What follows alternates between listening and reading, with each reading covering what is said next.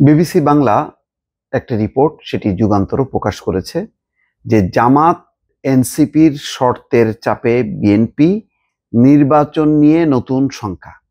অবস্থা হলো এই যে বিএনপি ক্ষমতায় আছে, এখন বিএনপি বেকায়দায় পড়েছে যে জামাত এনসিপি নির্বাচনে আসবে কি আসবে না সেইটা নিয়ে একটা শঙ্কার মধ্যে পড়েছে।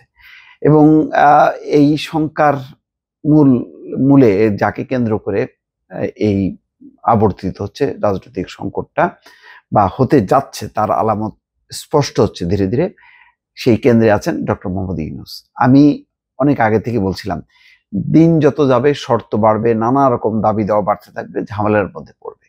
ডক্টর মোহাম্মদ ইউনূস যেমন শুরুতেই আমার ধারণা যে একটা ভুল করেছেন, তার বলা উচিত ছিল যে আমি ক্ষমতায় আসব বা দায়িত্ব নেব, একটা হলো তত্ত্বাবধায়ক সরকার ব্যবস্থা ফিরাই দেব, সেই আইন করব, এই ব্যাপারে রাজনৈতিক সমঝোতা করব, আর হচ্ছে সুষ্ঠু নিরপেক্ষ নির্বাচন করব।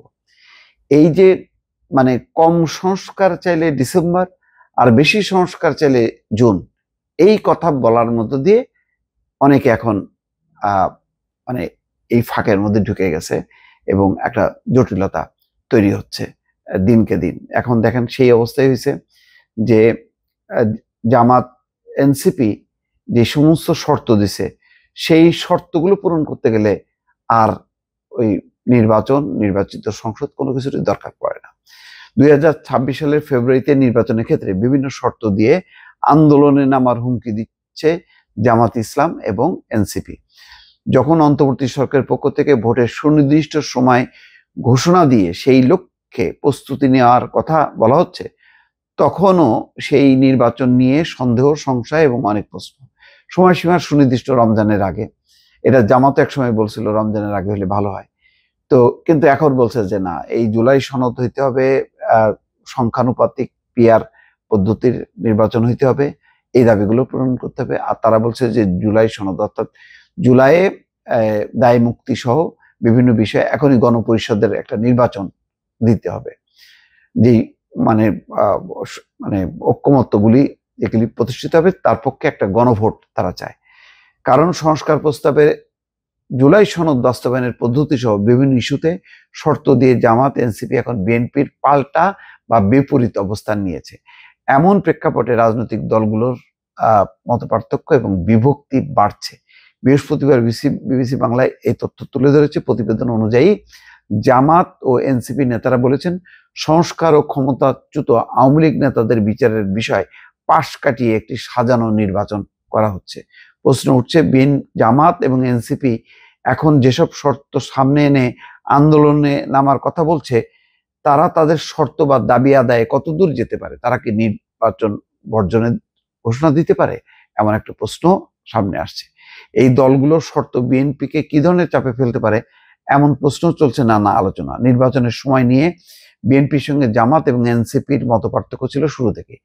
বিএনপি দ্রুত নির্বাচনের দাবি করে আসছিল, আর অন্তর্বর্তী সরকার প্রধান উপদেষ্টা ডক্টর মোহাম্মদ ইউনূস ডিসেম্বর থেকে জুনের কথা বলে আসছিলেন। কিন্তু শেষ পর্যন্ত লন্ডন বৈঠকে 13ই জুন লন্ডনে বৈঠকের মধ্য দিয়ে একটা ঠিক হয় যে ফেব্রুয়ারির প্রথম ভাগে, এবং সেখানে বলা হচ্ছে যে যথেষ্ট পরিমাণ সংস্কার এবং বিচারের অগ্রগতির সাপেক্ষে। তো এখন ডক্টর মোহাম্মদ ইউনূস নিজে মনে করছেন যে মানে সংস্কারের বিষয় যথেষ্ট অগ্রগতি হয়েছে, আর বিচার তো তার মতন করে চলবে। এখন হচ্ছে নির্বাচন দিয়ে তিনি ক্ষমতা হস্তান্তর করতে চান। এই কথা তিনি মালয়েশিয়াতে দফায় দফায় বলেছেন। কিন্তু তিনি যতই বলুক না কেন, বিষয়টা হচ্ছে যে জামাত এবং এনসিপি তার বিপরীতেই এখন কথা বলছে। বলা হচ্ছে যে এনসিপি নির্বাচনের আগেই সংস্কার প্রশ্নে জাতীয় সনদ বাস্তবায়নের শর্ত বা দাবি তুলেছে। এমনকি জাতীয় সংসদের চলমান নির্বাচনের পদ্ধতি পাল্টিয়ে ভোটের আনুপাতিক হার বা পিআর পদ্ধতি চালুর দাবিকে সামনে আনছে। ভোট যখন এগিয়ে আসছে, দল দুটি এক ধরনের চাপ অনুভব করছে বলে মনে করছেন রাজনৈতিক বিশ্লেষকদের অনেকেই। এক ব্যাখ্যায় তারা বলছেন, আওয়ামী লীগের শাসনে পতনের পর গণঅভ্যুত্থানের ছাত্র নেতৃত্বের দল হিসেবে জাতীয় নাগরিক পার্টি এনসিপির প্রভাব রয়েছে অন্তর্বর্তী সরকারের উপর এবং রাজনীতিতে। কিন্তু ভোটের রাজনীতিতে বা সংসদের কোনো একটি আসনে এককভাবে জিতে আসা এখনো সেরকম পরিস্থিতি তৈরি করতে পারেনি এনসিপি। এই বাস্তবতা এখন বিবেচনায় নিতে হচ্ছে দলটিকে। ফলে নিজেরা যখন চাপ অনুভব করছে, তখন তারা বিভিন্ন দাবি শর্ত তুলে সরকার এবং অন্য দলগুলোর উপর চাপ তৈরি করছে। বিশ্লেষকদের কেউ কেউ বলছেন, ভোটের রাজনীতিতে যেহেতু ভালো অবস্থান বা সেভাবে সম্ভাবনা তৈরি করা যায়নি, সেজন্য আসন নিয়ে সমঝোতা বা দর কষাকষির চিন্তা থেকেও বিএনপির উপর চাপ তৈরির কৌশল নিয়েছে এনসিপি। যদিও তা মানতে রাজি নন দলের নেতারা। এনসিপি নেতা আক্তার হোসেন বলছেন, সংস্কার এবং বিচারের বিষয়কে পাশ কাটিয়ে এখন নির্বাচনকে অগ্রাধিকার দেওয়া হচ্ছে। এ কারণে মানুষের প্রত্যাশায় চির ধরেছে। নির্বাচন নিয়ে জামাত ইসলামী এক ধরনের চাপে আছে, দলটির সংগঠিত শক্তি আছে, সে কারণে রাজনীতিতে তাদের একটা অবস্থান আছে। এখন তারা যদি পিআর পদ্ধতিতে যায় তাহলে অনেক আসন বাড়বে। আর এনসিপির অবস্থা হচ্ছে যে তারা একটা আসনও তাদের জিতে আসবে এমন অবস্থা নেই।